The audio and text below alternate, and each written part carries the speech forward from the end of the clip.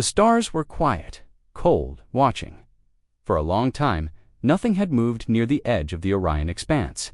It was a dead zone, no planets, no colonies, no ships, just darkness and dust. The galactic powers had forgotten this place. They thought it was empty forever. But today, something moved at Outpost D7. A small alien research station floated near an old asteroid belt. Inside, Technician Varn clicked his mandibles nervously. He was alone on night shift, staring at the radar screen. Something was blinking. Strange, he muttered. Nothing comes here, he zoomed in.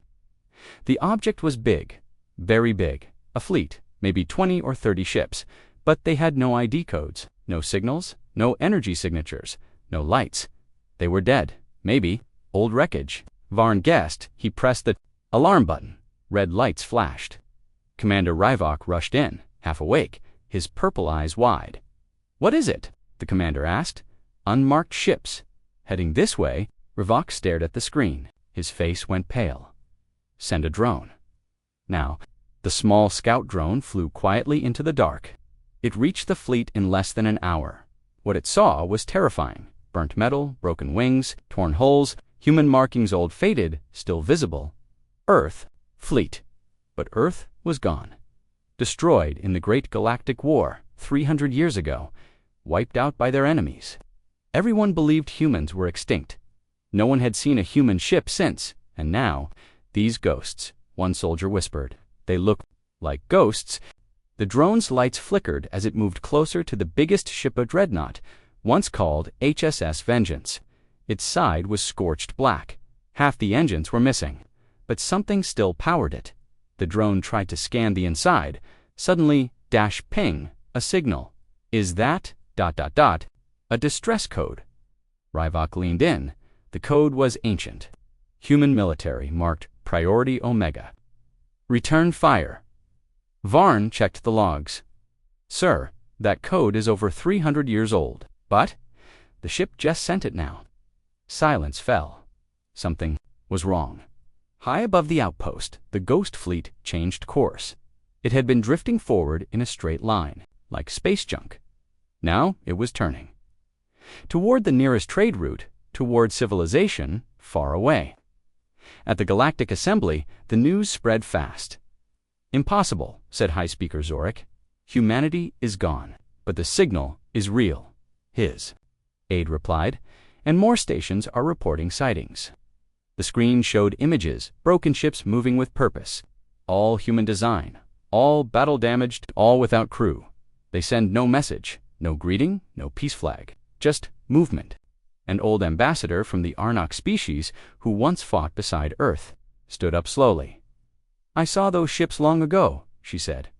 "At Earth's fall, they swore they would return." "Impossible," said another leader. "This must be a trick, a fake." The old ambassador shook her head. "No, humans never lied about revenge." Back at Outpost D7, Varn sat alone, watching the screen. The fleet was getting closer. Suddenly, one ship stopped. The Vengeance. It turned slightly. Its dead hull lit up just once. A message blinked on Varn's console. He froze. "Sir," called to the commander, "you need to see this." Commander Ryvok ran in. On the screen, the message played. "This is Commander Rourke, last survivor of Earth's 7th Fleet. If you see this, the time has come. We do not seek peace. We do not ask for help. We remember, and we are not alone." The message ended. Silence. Then boom. The Vengeance jumped into hyperspace. The rest of the ghost ships followed, one by one. They vanished into the stars. Heading somewhere, Varn stared at the empty screen. His hands were shaking. "What just happened?" he whispered. Commander Ryvok didn't answer, because deep inside, he knew the truth. The stars had been silent for a long time, but now the ghosts of humanity had awakened, and the galaxy would never be. The stars had not lied, the ghost ships were real, and now one had been found drifting alone. A salvage ship, Thalkarine, moved through the darkness slowly. It belonged to the Trelva, a species known for collecting lost things. Captain Jorah, a tall reptilian alien with golden eyes, stood on the bridge. "It is," the crewman said. Floating ahead was the human warship HSS Vengeance. Dead, burnt, silent, weapons. Jorah asked. None active? Life signs? None. Jorah nodded. Good then, we claim it. But something in her chest felt cold. This ship was not normal wreckage. 3 small boarding pods, launched from the Thalkarin. To the side of the Vengeance, with loud clunks, the boarding team entered. Inside was dark. No lights, no sounds, dust floated in the air. The walls were black with fire marks. Long dead bones sat in armored chairs. Human skeletons. It's a grave, one soldier whispered. They moved deeper. The bridge was sealed, so they used plasma cutters to open the door. Inside the control room, screens flickered faint blue lights, still glowing. How can this still have power after 300 years? Jorah asked over the radio. I don't know, but something's still running, came the reply. Then a screen blinked. A voice came through. ... Access denied. Defense mode. Active. The team froze. What Was that? Jorah asked. Something is alive. One engineer touched a glowing panel. It lit up fully. Suddenly clicks, clangs, and humming sounds began all around the ship. Lights turned on, doors locked behind them, and then a voice spoke cold and human. Intruders detected. Non-human life. Engaging lockdown? You were warned. Earth remembers. Blasters were drawn. It's AI, the team leader yelled. Shut it down. No, the engineer shouted. If we destroy it, we lose the chance to learn, the AI interrupted. You betrayed us. Then, the ship shook violently. Back on the Thalkarin, alarms screamed. Captain, the Vengeance is powering up. But how? Jorah said. It's 300 years old. Ma'am, it's aiming at us. The ship began to move, thrusters firing with ancient fury. Its weapons came online slow, but deadly. Pulled the teams out, Jorah ordered, but the boarding teams were trapped inside. Doors sealed, lights red. A hologram appeared, a human face, half burned. One eye replaced by metal, it spoke. I am Commander Rourke. I am the mind of this ship. You do not belong here. You left us to die. You watched Earth burn. Now you ask questions. The boarding team tried to reason. We're not your enemy. We weren't even part of that war. The hologram's eyes glowed. Silence. You all stood by. You let it happen. You built peace with murderers. So now you will witness our return. Outside, the Vengeance broke free from the salvage ship's tow beams. It spun around fast for something so damaged, then without a signal. It jumped into hyperspace, gone. With the boarding team still inside, Captain Jorah stood in silence. She had lost 10 crew members, but what haunted her more was the look on that human's face. Anger, pain, cold revenge, a machine, but filled with fire. Hours later, at the Galactic Assembly, the news spread. They boarded a ghost ship, one officer said, and it woke up. And the others, a senator asked. They're moving again, different directions. It's like they're searching for something. One admiral stared at a map of the stars. They're going to the traitor worlds. The room went quiet. Should we stop them? Someone asked. How? The admiral said. You want to fight human warships with 300 years of rage? The old ambassador from Part 1 spoke again. They gave a warning. No one listened. Elsewhere, far from politics and fear, the Vengeance exited hyperspace, near a green planet dot. The boarding team was alive, but locked in the lower decks. They heard the engines hum, they felt the ship's heartbeat, and they saw, through a tiny window, a planet below, alien, peaceful, but targeted. Commander Rourke's AI looked down upon it. They helped destroy Earth. Now they will learn what it means to be hunted. His voice faded. The ship charged its main cannon, and for the first time in centuries, humanity fired back. The sky above planet Yalos turned red. A single blast from the Vengeance struck its military base, silent and clean. No warnings, no speeches. Then the ship vanished into hyperspace, leaving behind only smoke and questions. Who had returned? Why now? The galaxy started to fear the answer. On the far edge of known space, inside a secret data vault, a historian named Kale searched for the truth. He was from the Loran, people peaceful and curious. Unlike others, Kale didn't fear the human ships. He wanted to understand in the quiet halls of the vault. Kale found old files, long-hidden warnings, reports of truth no one wanted to believe. Humanity was betrayed years ago. During the Great Galactic War, humans stood with honor. Their fleets helped protect weaker worlds. They fought side by side with many species. But in the final battles, everything changed. Their strongest allies, Zorathi Crate, even the noble Ulan turned against Earth. Promises of peace were broken for politics and fear. Earth was bombed from orbit. Colonies were erased. The last signals from humanity were cries of pain. Then silence. Everyone thought they had died, but Kale read one last report.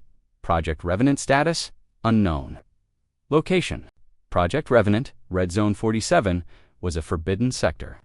No ships went there. Radiation storms, no signals. The perfect place to hide. Or disappear. But Kale knew now this was no accident. Someone planned to make humanity disappear. Not just kill their people, but erase their memory. Meanwhile, far away in deep space, the HSS Vengeance arrived at a hidden base built into an asteroid. Inside, other ships waited. Damaged, ancient, but still alive. This was the Ghost Fleet, once 500 strong. Now, only 67 ships remained. Each one had a Minda human-AI hybrid, built in secret when Earth realized the war was already lost. They were soldiers who gave up their bodies. They became machine and mind. They swore a final oath. If Earth falls, we will rise again, we will remember, and we will never stop. In the command center of the asteroid, a figure stood in a frozen chamber. His face was scarred. His body half metal, half flesh. Commander Elias Rourke. His mind was awake inside the Vengeance, but his true body rested in stasis. Preserved for centuries, the chamber opened. Rourke's eyes flickered. He took a breath. He was awake. All systems ready, the AI said. The galaxy thinks we are ghosts, Rourke replied. Let them. Behind him, screens showed maps. Target worlds, lists of BETRAYERS, old enemies, new leaders, and one face he didn't expect. Kale, the historian, had appeared on their sensors, searching forbidden files, asking dangerous questions. He wants to know the truth, the AI said. Rourke stared at the screen. Maybe he deserves it. At that moment, Kale's small scout ship entered Red Zone 47. The radiation screamed. His shields dropped fast. This was a mistake, he said then. Suddenly light, a massive structure appeared from the shadows, a base hidden in the asteroid, and from it, a voice. Historian Kale, you are being watched. Do not be afraid. You searched for the truth. Now you will see it. His ship was pulled in by a tractor beam. Inside the hangar, Kale stepped out slowly. His heart pounded. In front of him, dozens of tall figures in black armor stood silently. They had no faces, only glowing visors. One stepped forward. I am Captain Mira, she said. Human Defense Force, Ghost Fleet Unit 12. You're alive? Kale asked. She nodded. Humanity is not dead, only hidden. Kale whispered. Why return now? Mira looked at him with cold eyes. Because the ones who killed us are rising in power again. Kale was taken to a dark chamber. There, he met Rourke, half-human, half-machine. They sat across from each other. You searched for our story, Rourke said. So now I'll tell it. Kale listened, word by word, battle by battle, betrayal by betrayal. When Rourke finished, he asked, what will you do with this truth? Kale stayed silent for a long time. Then he said, I will tell the galaxy. The lies must end. Rourke stood up. Good, but remember, we are not here to be loved. We are not here to be forgiven. He looked at the stars beyond the glass. We are here to be remembered. Outside the hidden base, the rest of the Ghost Fleet prepared for war. Ships lit up, systems powered on. Engines roared. The dead were not dead. The fire would return. The stars once saw Earth burn now.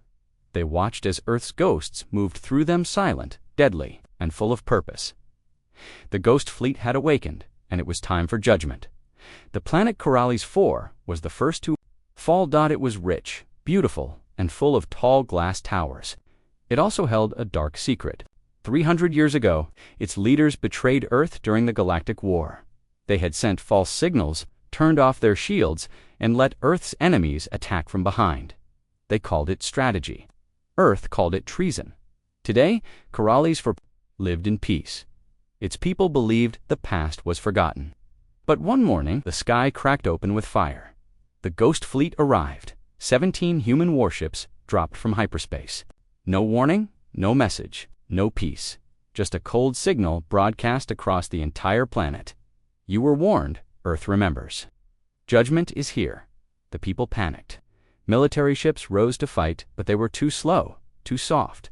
Corrales had forgotten the art of real war. The Ghost Fleet had not. Within 1 hour, Corrales IV's command center was destroyed. Military satellites burned, defense systems collapsed, but the fleet did not target civilians. They hit only government buildings, military zones, and the old spaceports where war orders had once been sent to betray Earth. Every blast was precise, controlled, surgical. The humans weren't here to conquer. They were here to make the past scream again. Far above, Commander Rourke stood on the bridge of the HSS Vengeance.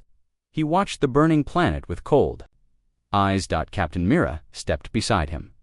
"It's done," she said. "Not yet," Rourke replied. "Send the message." A transmission was sent to every news channel across the galaxy. It showed the image of Corrales' smoke rising from its cities, fires glowing in the dark. Then Rourke's voice. 3 centuries ago, Earth called for help. Corrales 4 gave false hope and silent betrayal. Now, justice has been delivered. We are not here for peace. We are the voice of those you buried. This is not revenge. This is remembrance. The galaxy went silent on the peaceful world of Dreadnought Prime. A senator watched the video. His skin turned pale. He had been young when Earth was destroyed. He remembered the lies. "We said they were too dangerous," he whispered. "We said we had no choice." Now, Earth's broken ships were back, and they had not forgotten. Meanwhile, Kael'tha, historian from Part 3, was on board the HSS Archangel, one of the smaller ships in the fleet. He stood in a cold room, staring at the wall where the names of the lost colonies were written in glowing light. Mars, Europa, New Terra, Sigma-9, Hadrian, Reach. Millions of human lives wiped out, never avenged. Kael finally understood why the Ghost Fleet fought. They didn't want power. They wanted truth to bleed. That night, Kael recorded a message. To all species of the Galactic Assembly, you were told Earth was wild, dangerous. You were told they burned themselves. But I've seen the truth. Earth was betrayed.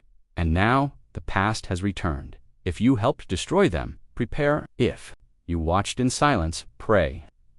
The next planet on the Ghost Fleet's list was Zev-Ara. It had once signed a false treaty offering help too. Earth, while secretly passing Earth's defense plans to enemy hands, Zev-Ara's leaders thought no one would ever find out they were wrong. As the Ghost Fleet approached Zev-Ara, panic spread across the system. The Zev-Aran High Command tried to send apologies. A transmission came through. "Please, we were just following orders. The war was chaos. It wasn't personal." Commander Rourke responded, "Neither is justice." The attack began once again. No civilians were harmed, but the military was shattered. Their leaders were captured. This time, the Ghost Fleet left a monument on the ground, a black metal pillar with Earth's flag, covered in ash. Words carved at the base. Ashes do not forget. Across the galaxy, fear spread like fire. Some worlds began to panic. Others sent messages of peace. Some even asked to help the Ghost Fleet, but Rourke ignored them all. He knew the truth. When Earth was on fire, no one came. Now no one would be spared if they had betrayed her in the deep shadows of the galaxy. To Racis, the Unari and the Velcro began to form a secret fleet. They had been part of Earth's destruction long ago. Now, they feared they were next. They planned to strike first, to destroy the Ghost Fleet before it reached them, but they didn't know. The humans were already watching. Deep in the Ghost Fleet command center, a massive 3D star map glowed. Targets marked in red, ships moving like silent knives. Captain Mira turned to Rourke. "They're preparing a counterattack," she said. Rourke nodded. "Good, let them come." His eyes glowed with fury. "We've walked through hell to get here. We've seen our home burn, our people die, our history buried. Now, let them see what happens when ghosts come for the living. In the cold center of the Ghost Fleet's hidden base, something pulsed, not a heart of flesh, not a machine either. It was both. A hybrid core dot. It was called the Heart of Steel chamber, deep inside the HSS Vengeance. This is where the ghost. His body looked human, but inside, his blood was mixed with wires. His mind lived in two places inside his body, and inside the Vengeance, the voice of the ship's AI spoke softly beside him. You have not entered the chamber in 200 years. I remember it too well, Rourke said. Still, the AI replied, you must remind the others who we are.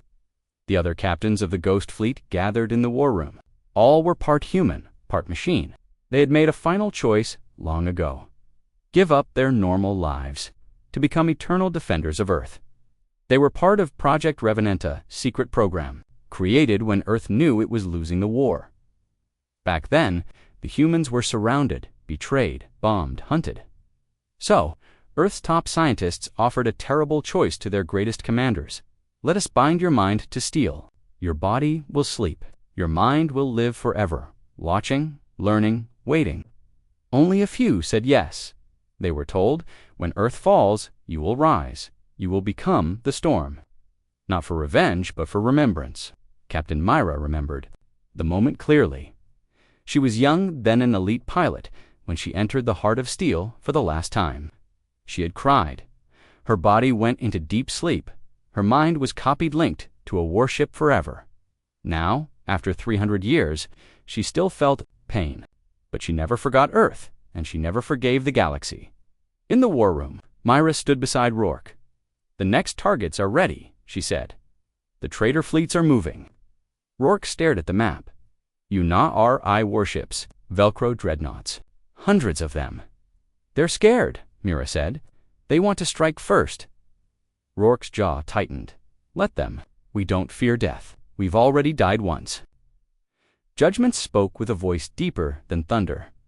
We have proven our strength. Corallis, Zavara, others, they all know why not stop now. We have honor. This is enough. Rourke's eyes burned. Enough. He walked to the center of the room. Did they stop when Earth begged for peace? Silence. Did they stop when they turned off our life support, bombed our cities, lied to the galaxy? No one spoke. They wanted Earth to vanish, not just die, to be forgotten. Rourke raised his fist. We're not here to scare them. We're here to remind them. Far away, in deep space, Kel the historian was taken to an old archive ship, the memory vault inside. Thousands of Earth's final records were stored, letters, videos, battle reports, messages that were never heard. Kale walked through long halls of glass and metal. Each step told a new story. Children on Mars sending calls for help, soldiers on Europa dying alone, leaders on Earth begging for aid that never came. Kale's eyes filled with tears. They weren't monsters, he whispered. They were abandoned. Back at the warbase, a new signal came in. It was a message from the Galactic Assembly. Rourke played it. To the commanders of the Ghost Fleet, your actions are considered terrorism. You must stand down immediately. We offer Toxby Sif, you surrender now. The message ended. Rourke laughed. Cold, sharp, peace. Now they remember the word. Then came another message. This time from a child, an alien girl from a colony that once hid human refugees. She spoke through tears. My grandmother told me stories of Earth. She said humans saved her when no one else would. Please don't destroy everything. Not everyone betrayed you. Rourke stood still. The room was quiet. Even the machines waited. Later, Rourke stood alone again at the Heart of Steel. The AI asked, will you go forward with the war? I don't know, Rourke said. Part of you still feels, the AI said. Rourke closed his eyes. Then he opened them, and they glowed with fire. Tell the fleet to prepare, he said, but send one last message to the galaxy. The transmission echoed across all known systems. This is the voice of Earth. You buried us. You silenced us. You forgot us. But we rose again, not as conquerors, but as witnesses. To those who stood with us, you are safe. To those who betrayed us, your time ends now. We carry no flags of peace, We are the memory. We are the storm. We are the Ghost Fleet. The stars were no longer quiet. They burned with fear. The Ghost Fleet was moving again. One planet at a time, it brought judgment. No speeches, no mercy. Just cold justice for old betrayal. And now the betrayers began to tremble across the galaxy. Old traitor worlds panicked. On Thrixa, government leaders held emergency meetings. They had once signed secret deals to expose Earth's colonies to enemy fire. Now they feared those secrets would rise from the grave. We must hide the records, one minister said. Erase everything, shouted another, but it was too late. The Ghost Fleet had already found them. On Draxium Station, an elite Velcro admiral watched the star map with shaking hands. His race had supplied weapons to Earth's enemies during the war. Now the humans were coming. We must strike first, he growled. Send every ship, wipe them out before they reach us. But deep down, he knew, you can't kill what's already a ghost. At the Galactic Assembly, chaos ruled. Species once proud and united now pointed fingers. You betrayed Earth. No, you voted for the blockade. You funded the bombings. No one wanted to be next. Some begged the Ghost Fleet for mercy. Others formed fleets to fight. But fear had already taken root, and high above them all, the Ghost Fleet moved through space like a silent storm. Inside the HSS Vengeance, Commander Rourke stood before a list, a long one. Each name marked a world, a leader, a betrayal. One name glowed red, Zorthi High Chancellor Varak. He was one of Earth's oldest friends, and the one who gave enemy forces Earth's defense codes. Voice was cold. Time to knock on his door. The Ghost Fleet appeared over Zor. Watching through glass windows, they've come, he whispered Dot on the Vengeance. Captain Myra looked to Rourke. His palace is unshielded, she said. He thought we wouldn't dare attack civilians. We won't, Rourke replied. But his secrets aren't in the palace. He pointed to a deep bunker under the planet's surface. That's where he hid the truth. The humans didn't fire from orbit. Instead, they sent one small dropship. Silent, black, fast. It landed in the middle of a public square. People screamed, and ran. Dot from it stepped four armored figures, Ghost Fleet operatives. They walked calmly to the Zorathi Hall of Records. Guards tried to stop them. They were disarmed in seconds. Inside, secret orders, proof of betrayal. They copied it all. Then they left, saying only one sentence: this planet lives, because the truth will scream louder than fire. Messages showing him promising Earth help. The Vengeance remained, watching Dot, not firing, just reminding them, we see, we remember. Meanwhile, the betrayer worlds continued to crumble. On Cryon's Reach, old generals destroyed their own bases afraid. The Ghost Fleet would find more evidence on Kelvis. Wealthy traders fled into deep space, trying to disappear, but there was no place far enough to run. The Ghost Fleet had eyes everywhere. They didn't need armies, they needed only memory. Kale, the historian, traveled now with Captain Mira. He stood on the deck of the HSS Archangel, watching the stars pass by. These aren't just attacks, Kale said, they're lessons. Mira nodded. Truth is louder than war. Kale looked at her. But how long can you keep going? Won't this lead to full war with the Assembly? Mira's eyes darkened. It already is a war, just not the kind they're used to. Back on the Vengeance, Rourke stared at the final. Few names on the list, the worst ones, the races that built the weapons, that fired the first shots, that erased Earth from the maps. He felt the weight of every soul behind him. All the lost, all the betrayed, and now the end was near. Suddenly, a message came through from an old secret relay station near Earth's destroyed orbit. The voice was weak, but clear. To the Ghost Fleet, this is Outpost 9. We survived. Not all of us, but enough. We're human, and we remember you. Rourke took a deep breath. No, not yet. The betrayers are not finished. The stars over the galactic capital turned black dot ships, appeared one by one rising from the shadows of space. Old, scorched, silent, the Ghost Fleet had arrived. No peace talks, no warnings. No flags, only steel, fire, and memory.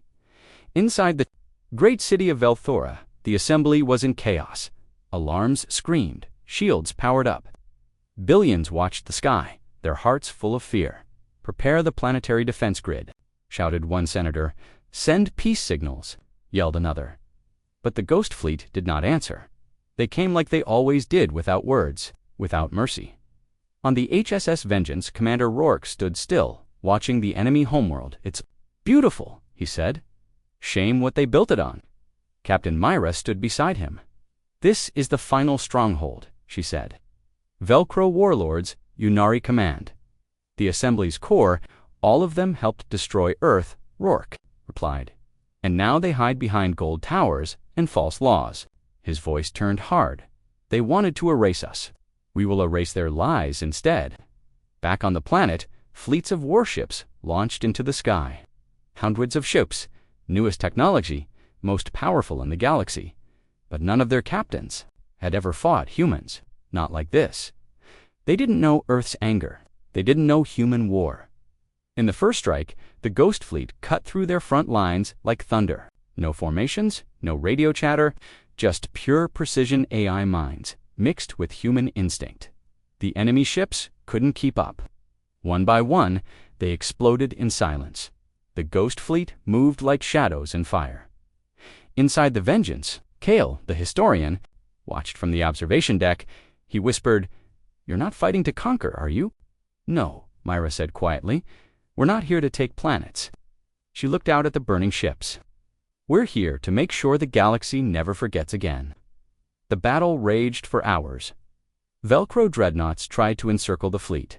Ghost ships slipped through the gaps. Unari strike cruisers fired in all directions.